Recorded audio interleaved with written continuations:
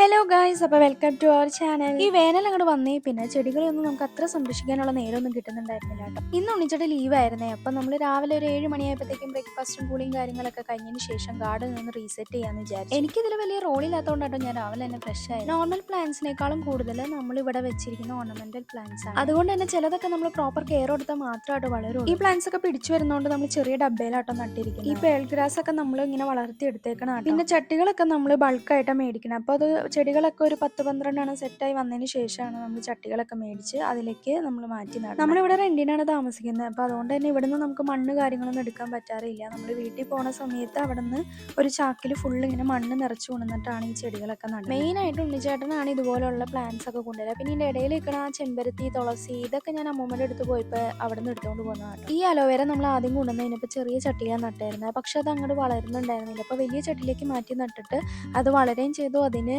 2 പൊടി തൈകൾ വന്നിട്ടുണ്ട് കേട്ടോ. പിന്നെ അതിന് ചുറ്റും നമ്മൾ പുതിനയും വളർത്തിയിട്ട് ഞാൻ കുളിച്ചതുകൊണ്ട് തന്നെ മാറ്റി നിർത്തിക്കണമെന്നല്ല കേട്ടോ. ആള് തന്നെയാണ് ഇതിന്റെ കാര്യങ്ങളൊക്കെ ചെയ്യാറ്. അപ്പൊ ആൾക്ക് തന്നെ ഇത് ചെയ്യുന്നതൊക്കെയാണ്. പിന്നെ ഇത് നമ്മൾ ഡയറക്റ്റ് ഷോപ്പിൽ നിന്ന് മേടിക്കുന്ന ചെടികളൊന്നും അല്ല കേട്ടോ. നമ്മളിങ്ങനെ പോകുമ്പോൾ കണ്ടു കഴിഞ്ഞ് കഴിയുമ്പോൾ അവരോട് ചോദിച്ചു വാങ്ങുന്നത്. പിന്നെ ഇതുപോലെയുള്ള പാത്തി മേടിച്ചിട്ടാണ് ഇങ്ങനത്തെ ചെടികളൊക്കെ നടുക. അത് നമുക്ക് ഈ ആക്രി കടയിൽ നിന്നൊക്കെ നമുക്ക് മേടിക്കാൻ കിട്ടും. പിന്നെ ഈ ചെടികൾ എന്നൊക്കെ പറഞ്ഞു കഴിഞ്ഞാൽ ഇങ്ങനെ ഒടിച്ചു നട്ട് വളരുന്ന ഒരു ചെടിയായിട്ട് ഇപ്പം ഇത് നല്ല രീതിക്ക് വളർന്നത്. ഈ ഒരു മരത്തിന്റെ തട്ടൊക്കെ ഒന്നിച്ചിട്ട് ഉണ്ടാക്കിയതാണ്. മെയിനായിട്ട് ഈ ഫ്രണ്ടിൽ നിന്ന് ചെടികളൊക്കെ മാറ്റണം എന്താണെന്ന് വെച്ചാൽ ഈ ഒരു പാമ്പിൻ്റെ ഒക്കെ ന്യൂസ് നമ്മൾ കേട്ടോണ്ടിരിക്കണ കാരണം ഇപ്പം എനിക്ക് ചെറിയൊരു പേടി. അപ്പം അത് കാരണം ഞാൻ ഈ വാതിക്കേന്നൊക്കെ ചെടികളൊന്ന് സൈഡിലേക്ക് ആക്കുക, വെട്ടടിക്കണ സൈഡിലേക്ക് ആക്കുന്നൊക്കെ പറയാം. പിന്നെ മൊത്തം ഒന്ന് റീസെറ്റ് ചെയ്യാമെന്ന് വിചാരിച്ചു. അപ്പം ആളുള്ള സമയത്താണ് നമുക്ക് ഇത്രയും കാര്യങ്ങളൊക്കെ ചെയ്യാൻ പറ്റും. ഇപ്പം പിന്നെ ദിവസം മഴ പെയ്യുന്നതുകൊണ്ട് നമ്മൾ വൈകുന്നേരം നനയ്ക്കേണ്ട ആവശ്യം വരാറില്ല. പിന്നെ ഈ അലോവേര പോലത്തെ ചെടികൾക്കൊക്കെ നമ്മൾ ഒത്തിരി വെള്ളം വീണാലും അത് ചീഞ്ഞു പോകാനുള്ള സാധ്യത കൂടി. ചെറിയ ചെറിയ ബോട്ടിലിൽ ഇരിക്കുന്ന ചെടികളൊക്കെ നമുക്ക് ഈ പാത്തിയിലേക്ക് ഇറക്കി വെക്കാം. ശരിക്കും ഈ പാത്തി മേടിച്ചേക്കണത്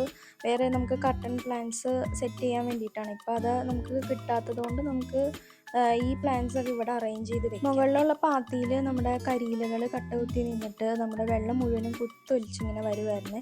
അപ്പോൾ അത് സ്റ്റക്കായി കിടക്കുന്നത് ഒന്നിച്ചിട്ടൊന്ന് പോയിട്ട് സെറ്റ് ചെയ്യാം. പിന്നെ ഈ നിൽക്കുന്നത് നമ്മുടെ കറിവേപ്പിലയാണ്. ഇപ്പോൾ താഴോട്ടുള്ള ലീവ്സൊക്കെ ഇങ്ങനെ കൊഴിഞ്ഞുകൊണ്ടിരിക്കുകയാണ്. മുകളിൽ മാത്രമാണ് ഇപ്പോൾ ലീവ്സ്. നല്ല രീതിക്ക് തന്നെ ബ്ലോക്കായി കിടക്കായിരുന്നു. ഇത്രയും കരിയിലകൾ നമുക്ക് ഇവിടെ നമ്മൾ സത്യം പറഞ്ഞ വീട്ടിൽ വരാനകത്ത് നമ്മൾ ആകെ നട്ടിരുന്നത് അലങ്കാര വാഴകൾ മാത്രമായിരുന്നു. ഇപ്പോൾ കുറേ പ്ലാന്റ്സ് നമ്മുടെ അടുത്തുനിന്ന് ഫ്രണ്ട്സൊക്കെ ചെടി കൊണ്ടുപോകാൻ ക്ലീൻ ചെയ്തുകൊണ്ടിരിക്കുന്നതിൻ്റെ ഇടയിൽ ഉണ്ണിച്ചേട്ടൻ്റെ കയ്യിൽ കടന്നൽ കുത്തിയിട്ടപ്പോൾ കോൾഗേറ്റ് ഇട്ട് കൊടുത്തിട്ടുണ്ട്. നമ്മൾ പേസ്റ്റ് ഇട്ട് കൊടുത്ത മാറുമെന്ന് പറയണത്ര. പിന്നെ എനിക്ക് ബോഗൈൻ വില്ലാസൊക്കെ ഭയങ്കര ഇഷ്ടമാണ് ഗൈസ്. പക്ഷേ അത് നമ്മൾ എവിടെ കൊണ്ടു നട്ടാലും അങ്ങനെ പിടിച്ചു വരുന്നില്ല. പിന്നെ ചെത്തി, മന്ദാരം അങ്ങനെയുള്ള പ്ലാന്റ്സ് ഒക്കെ വേണമെന്നുണ്ട്.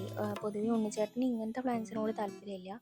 ഇങ്ങനെ വീടൊക്കെ അലങ്കരിച്ച് വെക്കാൻ പാകത്തിനുള്ള പ്ലാന്റ്സിനോടൊക്കെ മാത്രമാണ്. ഇതിൽ നമ്മൾ നമ്മുടെ കിണറിൻ്റെ ഉള്ളിലൊക്കെ കാണുന്ന ഫേൺ എന്ന് പറഞ്ഞ ചെടിയായിരുന്നു കേട്ടോ നട്ടിരുന്നത്. പക്ഷെ അത് ഭയങ്കരമായിട്ട് അത് കാര്യം അതിനകത്തിരുന്ന മണ്ണ് പക്ഷെ നമ്മൾ വേസ്റ്റ് ആക്കിയില്ല. അത് നമ്മൾ ആ പേൾ ഗ്രാസിൻ്റെ അവിടെ ഇട്ട് കൊടുത്തു. അവിടെ മാത്രം മണ്ണില്ലാത്തതുകൊണ്ട് ഇത് വളരുന്നുണ്ടായിരുന്നു. പുറത്ത് നല്ലപോലെ ചൂടായി വന്നു കഴിഞ്ഞപ്പോൾ നമ്മളൊന്ന് കാറ്റ് കൊള്ളാൻ വേണ്ടി അകത്ത് കയറിയിരിക്കുക. പുറത്ത് പണികൾ കഴിഞ്ഞ് കഴിയുമ്പോൾ നമുക്ക് അകത്തും കുറച്ച് പണികളൊക്കെ ഉണ്ട്. അലമാരയൊക്കെ ഒന്ന് വൃത്തിയാക്കി വെക്കാൻ കാര്യങ്ങളൊക്കെ ഉണ്ട്.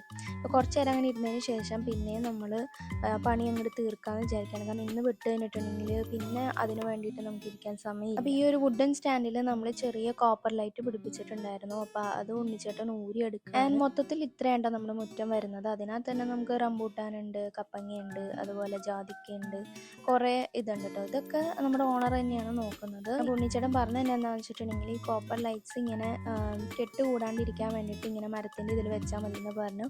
അങ്ങനെ എല്ലാം ചെയ്ത് കഴിഞ്ഞപ്പോഴാണ് മനസ്സിലായത് അതിൻ്റെ കണക്ടർ ഈ ജനലിൻ്റെ ഉള്ളിൽ കൂടെ എടുക്കാൻ പറ്റുന്നില്ല എന്ന്. അപ്പോൾ വീണ്ടും അത് അഴിക്കുന്നതായിട്ട് കാണും. ആദ്യത്തെ ഷോ കണ്ടപ്പോഴേ എനിക്ക് തോന്നി എവിടെയെങ്കിലും പാളുവെന്ന്. പിന്നെ ഇത് നമ്മുടെ എയർ പ്ലാന്റ് ആണ് കേട്ടോ. അപ്പോൾ ഇത് ആദ്യം നമ്മൾ മണ്ണിൽ വെച്ച് നോക്കി കഴിഞ്ഞപ്പോൾ ഇത് പിടിക്കുന്നുണ്ടായിരുന്നില്ല. പിന്നെ നമ്മൾ ഇതുപോലെ തൂക്കിയിട്ട് കഴിഞ്ഞപ്പോൾ പിടിച്ചതായിരുന്നു. പക്ഷെ ഏതൊരു സമയത്ത് ഇതുപോലെ തന്നെ മോശമായിപ്പോയി. ഈ ഒരു ചെടി ഒത്തിരി വളർന്നുകൊണ്ട് നമ്മൾ ഇതിന് ഇനി അതിൻ്റെ അടിയിലോട്ട് വെക്കുന്നില്ല കേട്ടോ.